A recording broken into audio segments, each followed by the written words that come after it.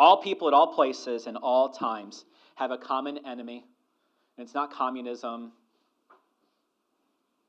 It's aging. It is decay. It is sickness, injustice, oppression.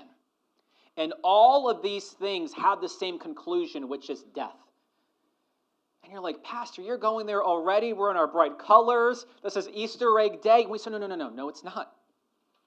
We get to dress in brightness and hunt for Easter eggs and have fun with families because of the most horrific death in human history. Now, across cultures and times, there are two responses to death. The first response, which is newer, recent, it's American, and it's European. And it's that there's nothing after death. You exist accidentally, and you will die, and then there's nothing. And given 5, 10, 15 years, no one will ever remember who you are. And life will just continue as it always has until one day the sun decides to go kaput, and you no longer exist. That's recent, that's American, that's European, that's sophisticated. But there is an older, ancient idea that I think surpasses cultural traditions and religions. And the dominant idea across our history of human beings is that there is life after death. It doesn't matter if it's a small indigenous tribe in Central Africa, all the way to Branchton today. People, the dominant idea across peoples in time is that there is life after death. But what does all this mean? What this reveals is that there is so much uncertainty, and there's so much fear, and there's so much doubt about death. And I'm here today to tell you that honestly, there's no philosophy and there's no religion that has a meaningful enough answer to aging and sickness and sorrow and death. You can go across the bay and search at all the philosophies on the other side of our bay, and you still will not find it. The agnostic belief that has ravaged Europe and jumped across the pond to America that says that there's nothing after death, you know what this does? It provides no refuge, no meaning, no help for life today. And when we take our last breath, it just does not. And the varying beliefs about death and afterlife across the major religions of the world, they also do not provide a meaningful enough answer to death. So if I don't live right now, I come back in a different station of life and I'm stuck on this wheel and it just keeps churning. You see, only Christianity and Christianity alone provides a sufficient answer to death. The promises and the proofs of resurrection are why I am a Christian. And I think that many, many people in this room today are Christians. And I pray that if you are not a Christian today, that you would consider the proofs of resurrection. The death and resurrection of God in flesh is the most meaningful response to evil and injustice and suffering that we have on this planet. Only Christianity says that evil and suffering and death are so bad, it is so heinous, that God will step into our world and he will take care of it himself. Today we're going to see how the death and resurrection of Jesus, how it undermines and destroys our doubts and our fears and our uncertainties about life today and death when it's all done and what it's really about. Let's get into our big idea, our proposition for today. And it's simply this, that the resurrection of Jesus, it destroys fears and doubts about life and about death. Now, one of the major ways that the religions of the world are different from Christianity is that all of its founders or chief figures are dead. And there's no push in those major religions of the world to argue that their founders or their chief figures are still alive. Moses is dead. Muhammad is dead. Siddhartha Gautama is dead. Lao Tzu is dead. Joseph Smith is dead. The fundamental premise of Christianity is that its chief founder, God himself, the Son of God who created all things, took on flesh, he died, and he rose from the dead. Christianity alone claims that sin and evil has ravaged humanity, and the only thing that could stop this was God taking on flesh to stop it. You see, death has fangs. And the death of Jesus takes the fangs out of our death. Now, all people, understandably so, have uncertainty and fear and doubts about Christianity. Today, we get to throw our uncertainty and our fears and our doubts about life and about death into Jesus' empty tomb. Our fears and doubts about Jesus are resolved when we begin to take a look at the earliest evidences for Jesus. You see, Matthew and Luke, our two scripture readings this morning that Satina presented and I presented moments ago, they were written 40, maybe 50 years after the resurrection of Jesus. But you know what? We have documents that are even earlier than that. We have documents that we believe were written 20 years after the resurrection of Jesus. And one of them is a letter that Paul wrote to some Greek Christians. It's called 1 Corinthians. And I wanted you to take a look at what one of the earliest claims, 20 years in writing that we have, says about Jesus. It's 1 Corinthians 15, verses 3 through 8. And Paul says that I deliver to you as of first importance what I also received, that Christ died for our sins according to the Scriptures, that he was buried, and that he was raised on the third day according to the Scriptures, that he appeared to Cephas, which is just Peter, then to the 12, and then he appeared, listen to this, to more than 500 brethren at one time, and most of whom remain until now. Remember, 20 years later. But some have fallen asleep. They've passed away. And then he appeared to James, and then to all the apostles. And then last of all, as to one untimely born, he appeared to me also. This is eyewitness testimony. Paul's claim is that the death and resurrection of Jesus is the fulfillment of the Jewish scriptures about Messiah. Passover, which we just finished celebrating, Good Friday on Friday night, it points to Jesus' sacrifice and death and resurrection. He's the ultimate Moses. He is the ultimate Passover lamb. Jesus provided proofs to these promises. He was raised on the third day of his death, which is why Christians, since the resurrection, has come together on Sunday mornings, because that's when Jesus resurrected from the dead. He appeared multiple times to multiple people, at least 514 people. Now, Paul's argument is this. You don't have to doubt the resurrection. But if you do, if you are unsure of what has happened, you can go to these people. You can have a cup of coffee with them, or whatever they had in the mornings in first century Israel, and you can ask them for yourself. But you and I, we don't have that luxury today, do we not? But Luke, our scripture reading this morning, a second-generation Christian, he did. He took Paul's words seriously because Paul mentored him. And he went to Israel.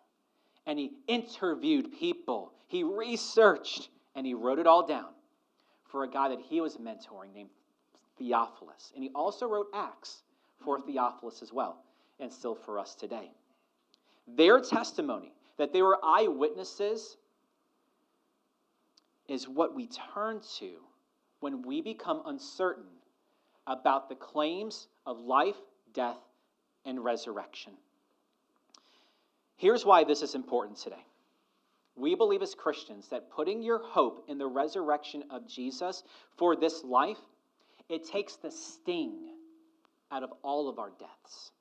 It undermines our fears and our doubts and our uncertainties about life today and death maybe tomorrow. Today we're going to see how Jesus' resurrection undermines and destroys all of those fears and all of those doubts. And then we're going to see how a personal encounter like Peter did, how this resolves in wonder, and all of his fears are washed away. Let's go and begin. Let's take a look at our first point. And what I think that we need to do through the women who came to see Jesus is that we today still need to remember how the resurrection of Jesus resolves our fears about death. I think we're all on the same page right now that we all have uncertainty about life, right? We all have uncertainty about death. It's the great equalizer. Man or woman, rich or poor, strong or weak, no matter your color, we are all going to die one day. And deep down, every single one of us has a problem with death. Deep down, we know that death is not how life is supposed to be lived. So who has it right? The modern, sophisticated people from Europe and America who says there's nothing? Or what the dominant encouragement of all cultures and all places have had, that this life is not all that there is, and that there is something after this? Who has it right? Do you cease to exist after death? Or is there life after death? What can we rely on to answer these questions in a deeply meaningful and satisfying way? And that is where resurrection comes in. Jesus was crucified on Good Friday, just before Passover sun set for Sabbath. And on Sunday morning, after Sabbath was finished, these women, I don't think they could wait to go to Jesus' tomb. That's why they went early in the morning. That's why traditionally we have church not at 10:45, but usually when the sun rose in antiquity, that's when the church met. They bring spices because they want to care for the body of Jesus. And when they approach Jesus' tomb, lo and behold, they find the stone then rolled away, and they go inside, and Jesus is nowhere to be found. And as the women are trying to make sense of what they are experiencing, two men suddenly appear before them, like, whoa, right? These are no ordinary men. Luke tells us, from what he researched and interviewed, these men, the best way he could put it for us in English, so they had this dazzling clothing on. And what this is really trying to get to the point of, these men and their appearance was like a flash of lightning. It just makes you go, whoa. This is a supernatural moment. And I have to say this before we begin. If your belief system or the framework that you have to understand life, if it mandates that all things must have a natural explanation or you're not going to believe them, if you come to life that way, you're going to struggle with this. You're going to struggle with all the details surrounding the resurrection of Jesus. What this means is that your current belief system, the framework, the grid that you understand life, is getting in your way of truly getting a resolution to all of this. So why do you hold on to it? But this is what the Bible describes as an angel. The presence of an angel means that the explanation behind the empty tomb of Jesus is a supernatural explanation. So what this means, like several hundred years ago, scholars like in Germany and Europe started saying, no, Jesus didn't really, die and was raised from the dead. There has to be a natural explanation. So they began to develop these ideas like, you know what? Maybe someone ambushed these professional soldiers, overthrew them, they pushed the stone away, and they took the body of Jesus to make it seem like his claims were true. That's like a 200-year-old idea. Now, some of them would say, well, you know what? We're learning more medically. Maybe Jesus didn't die. There's this thing that makes it appear as if the body is dead, and then sometime later, they're just resuscitated. And they honestly then believe that Jesus, in a sealed-off tomb, was just resuscitated. After all the agony of the cross, spear in the side, he just woke up and had the power to roll the stone away. He just walked away.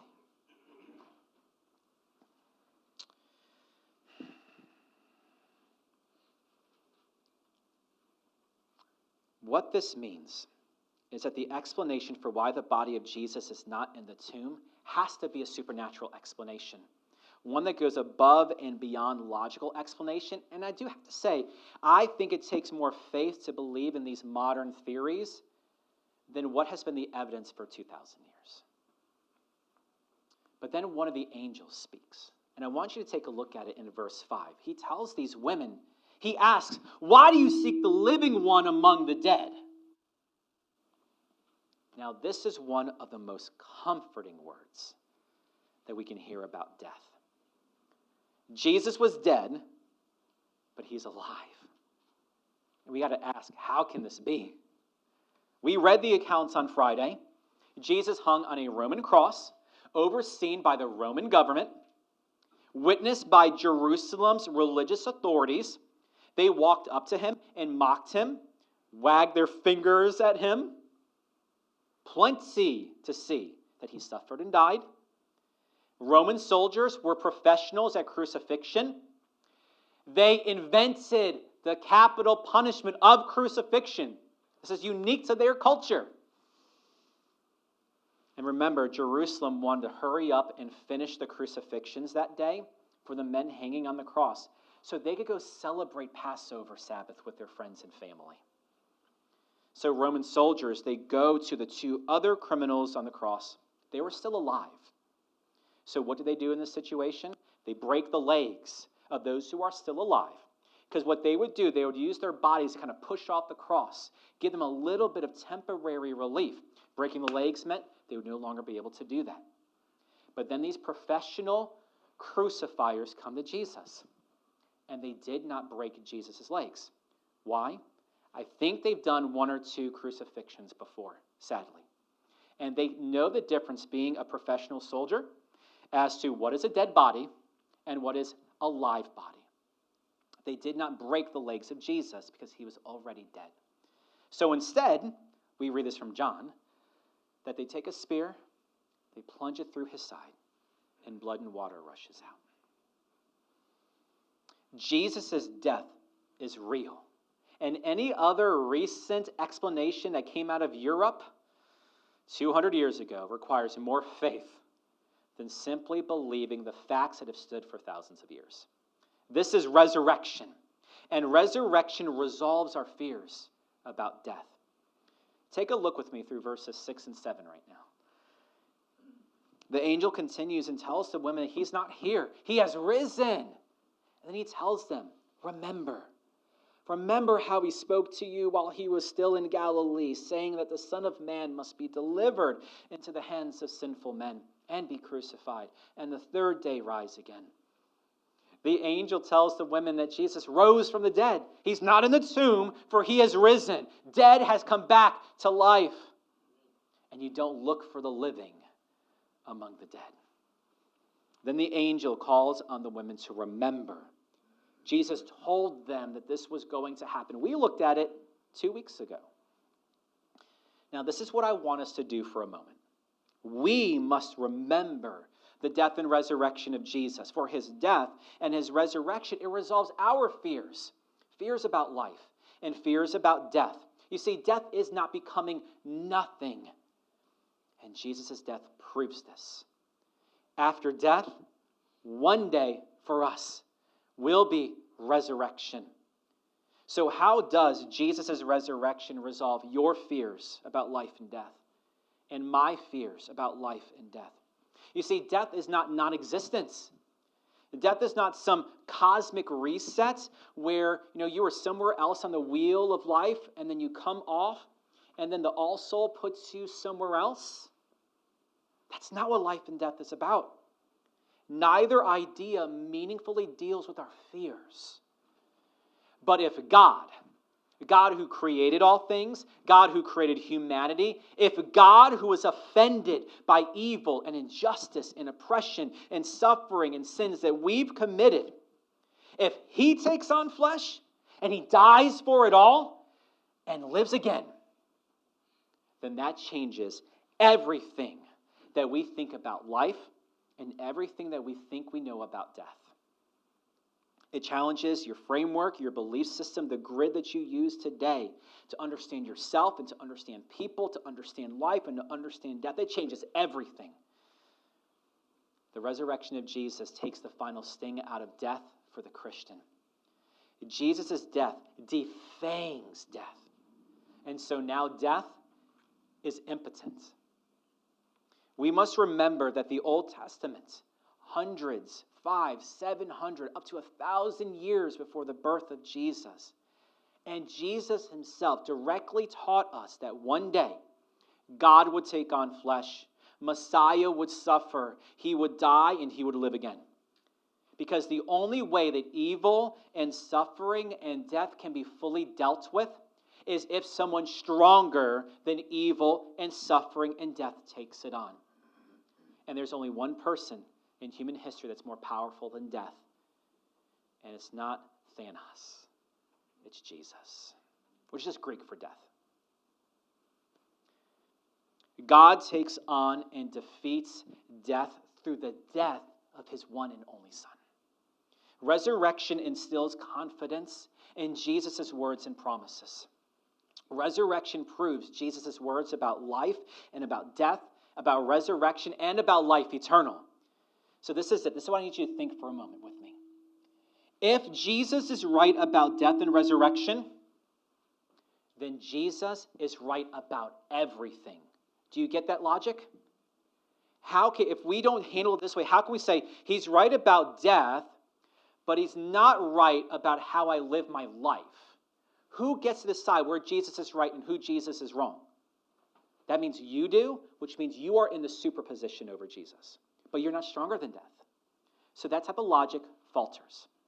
If Jesus is right about death and resurrection, he's right about everything. And that's what Christians believe. And therefore, our framework, our belief system, our grids, we must be shaped by what Jesus says. This is what you are called to remember today. Resurrection resolves all of our fears about life and death. Let's move on now to our second and final point. Okay. Doubt is destroyed. And it is destroyed when you wonder at the resurrection of Jesus. And this is what Peter is going to teach us right now. We all have had doubts about Jesus. We all have had doubts about Jesus. His claims about life, his claims about death, and his claims about resurrection. Now, despite this, if this is you, and it's okay if this is you, but can you acknowledge for a moment that if Jesus is who he says he is, that he is God, who created all things, who took on evil, if those claims are right, can't he be stronger than death? Right? What I encourage you today, don't stop thinking. Don't stop reasoning. Don't stop challenging. Or become combative against the claims of Christianity just because you doubt it. Because the best place to be, if you have reservations and doubts about the claims of Christianity, is right here. Not necessarily only right here exclusively, but what I mean is a Bible-focused, preaching, teaching church. Christianity teaches that God the Father, despite being powerful over death, he exposed his Son to the death that we deserve.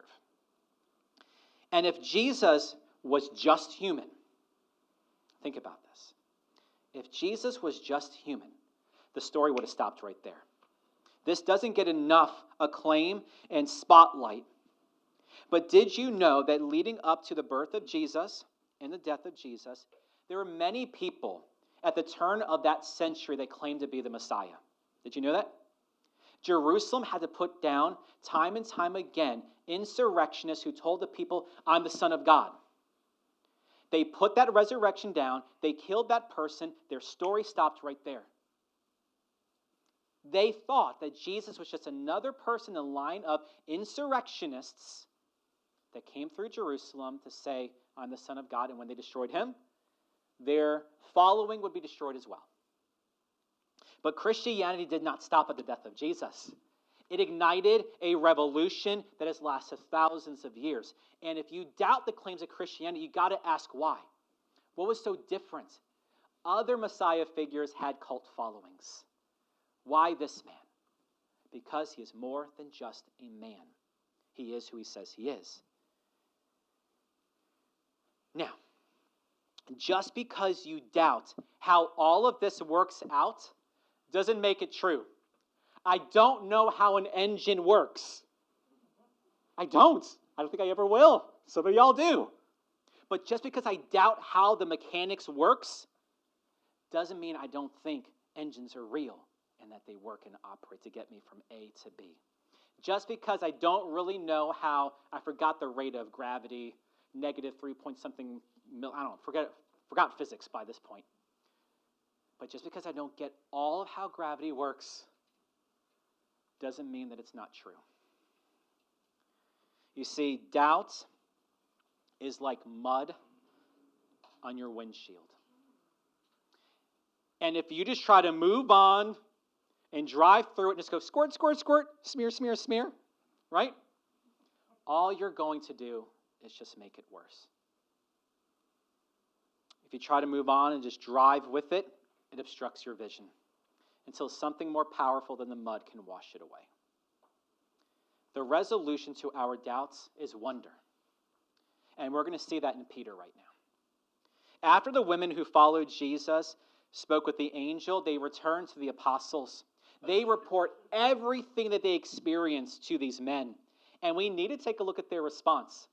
Because I think it's going to create some understanding and maybe some empathy in this room for those who doubt and for those who struggle. Let's take a look at verse 11. Luke tells us that these words that the women spoke appeared to these men as nonsense, and they wouldn't believe them. These are the men who followed Jesus. This is Peter, the rock. Now, two things should pop out. The testimony of the women were nonsense to these men. They would not believe the testimony of these women. And we have to understand the cultural moment right now to get why. In the first century Roman world, the testimony of a woman did not hold weight in a court of law. And it wasn't just a Roman court of law. It was even their own culture. Even in a Jewish court of law, a woman's testimony meant nothing. Can you imagine that? If after 2,000 years of Christianity in this country, if every single woman's testimony and experience meant nothing in a court of law, thank God for the cross because it changed everything. 10,000 women could have witnessed the resurrection of Jesus, and their testimony would not hold weight in a court of law. Good, bad, or otherwise, that's the cultural moment that these women were living in. And you got to think, what impact does this cultural idea have on these 11 men?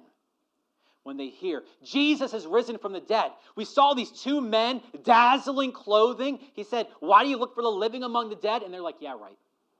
It's too incredible for them to believe. Now, here's what you need to ask yourself.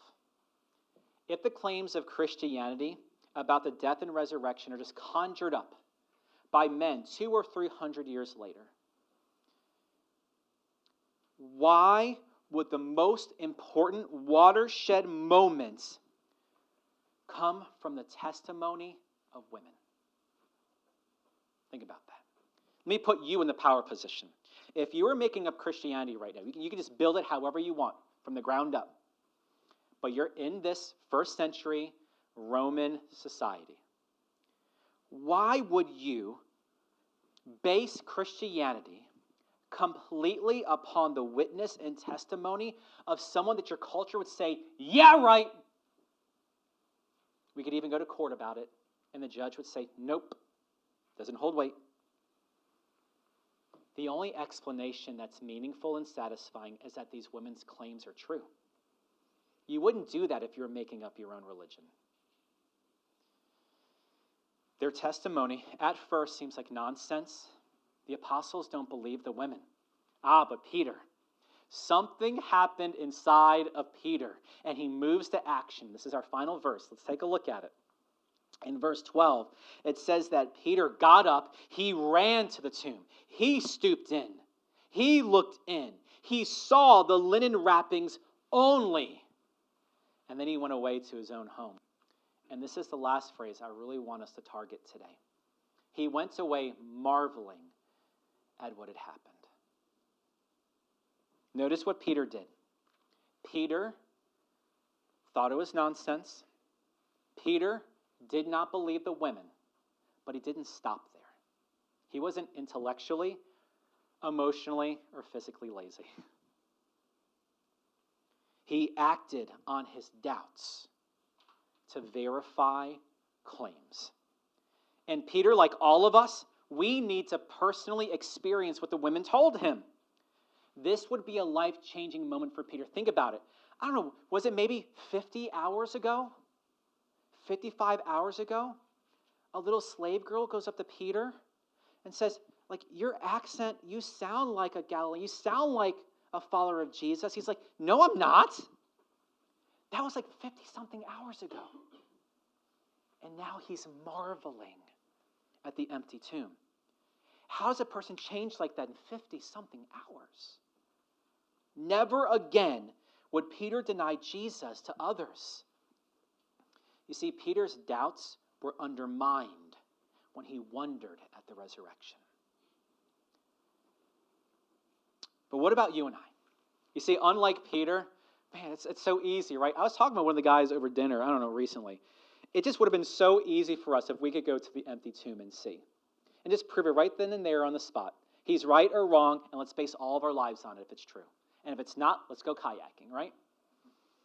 But unlike Peter, you and I can't go to the empty tomb. Unlike Peter, you and I, we can't see the empty tomb. We can't touch the linen wrappings that was once around the body of Jesus. But despite this, like Peter, your doubts and my doubts, your fears and my fears, they're destroyed in the same way that Peter's was. But it all depends on what you do with your doubts. It all depends on this. That's what it hinges on today. My encouragement is that you take your doubts, and it's okay to name it. These are my doubts, and you throw it on Peter's testimony. You throw it on Luke's testimony, and Matthew's testimony, and these women's testimony. Matthew, Mark, Luke, John, Paul, Peter, James, Jude. You see, you have the testimony of what we call the New Testament. Not one book, 27 letters, gospels, written 20 to 60 years after this moment. Now, I want you to think about it this way. Just give me a head nod if you're still alive. Do you believe that Julius Caesar is a real person? Give me a head nod.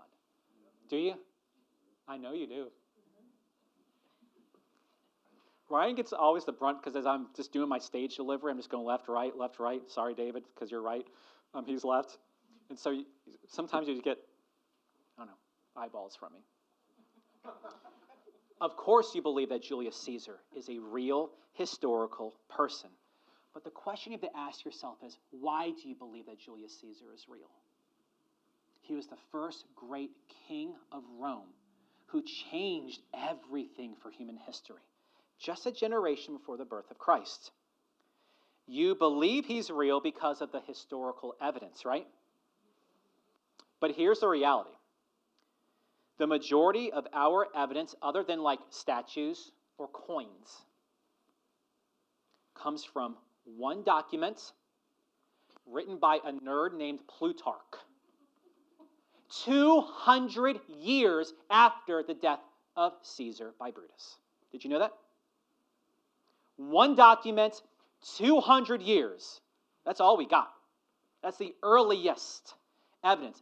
And all of you, except for Ryan, so that you believe that Jesus is a real historical person. Let's compare that to Jesus for a moment. One document, 200 years after, 27 texts, written by over a half dozen men, not 200 years after, but 20 to 60 years after the resurrection of Jesus. In a court of law today, what do you think is going to hold the weight, the greater weight? I believe that Julius is real. I'm not saying that he's not. I'm not a conspiracy theorist. But what holds the greater weight and testimony in a court of law? Come on. Come on.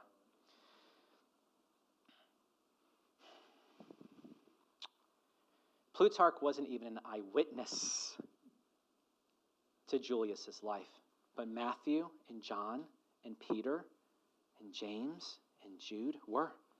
Mark and Luke, our other gospel writers, They were mentored by people like Peter and Paul. They traveled with them. They verified these things. So what more proof do you need? But here's the thing. The issue isn't the proof. Because you have the ability to believe in a figure like Julius based on one document. The problem isn't the proof. The problem is your doubts. The problem is you're afraid and you are uncertain and you're doubtful about life and death. That is the roadblock, not the historical record. Your doubts are like mud that gets smeared. Yes, I said smeared on the windshield. And if you turn those windshield wipers on, all it's going to do is spread the mud all over the place and make it worse.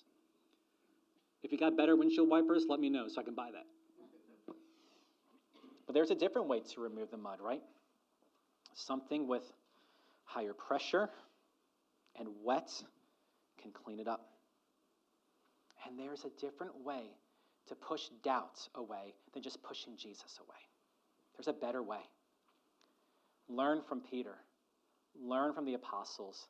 They didn't just sit idly by, just pretending and just going back to life after today as if nothing happened. You can't do that. So what's the difference between them and us today?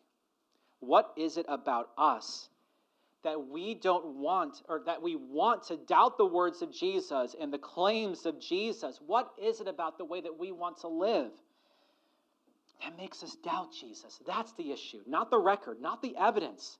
What's motivating our doubts? But if you stay there, if you stay encumbered by your fears and your doubts, it is not going to meaningfully prepare you for life, and it's not going to satisfyingly prepare you for death. Your death or a loved one's death. You will simply just continue to turn the windshield on, the wiper on, spray that water, and just hope, just keep doing the same thing over and over again. You're going to get a clean windshield again. When instead it's just going to make your vision worse. Resurrection proves that Jesus died for the sins and the sorrows that we've experienced and the sins and the sorrows that we've put onto other people in our lives. It proves what Jesus promises about the future, which is what our brother Vernon loves, eschatology, that one day he will return. And at his return, all sin, evil, and suffering find two reconciling points. Either one in this life at the cross, or two at his return on a throne, not a cross, but a throne. Now, even if you doubt the resurrection and the claims of Jesus, I think this. Deep down, you should want it to be true. You should want to. And here's why. You have a deep sense of justice. When someone says something against or does something against someone that you love, you want vengeance, right? You have a deep sense of justice. And some of y'all, you have a deeper sense of justice than I do. Deep down, you want every wrong to be righted. And you are not satisfied until it is. And you know what? You can't provide it. Law enforcement can't provide it. The court system cannot provide it. Only someone more powerful than evil and death can do this. And only Jesus can do it. If you doubt the resurrection of Jesus, here's my encouragement today. It's okay. You're in good company. You're in good company. You are surrounded by people who at one point or even right now perhaps has their fears and reservations and uncertainties about life and death as well. So my encouragement on this Resurrection Sunday, if there's just one thing for you to take away, is that you need to begin to doubt your doubts. I say this every so often to our people here in Branchton, but you need to doubt your doubts.